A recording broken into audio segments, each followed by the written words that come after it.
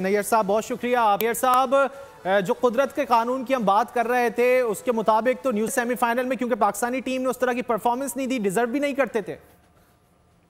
देखें, डिजर्व करते थे या नहीं ये एक अलग मसला है, लेकिन सारा टूर्नामेंट जो हुआ है, अब ये आखिरी मैच रह गया, हम ये जरूर कह सकते हैं कि हम जा सकते थे। We were capable enough.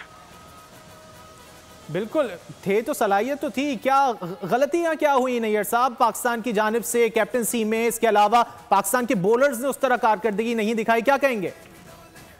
Even आप बॉलर्स की कारकर्दगी को एक मिनट के लिए अगर भूल भी जाएं तो जो हमारी एग्रेसिव बैटिंग और पॉजिटिव और एग्रेसिव फील्ड प्लेसमेंट थी, वो दो फैक्टर्स ऐसे हैं जिसकी वजह से इनकी जो मतलब सारी वर्ल्ड कप की मुहिम है वो नॉट पे आ गई, जीरो पे आ गई। अब कल they coming back and landing tomorrow, I think day after tomorrow, Monday को लाहौर में।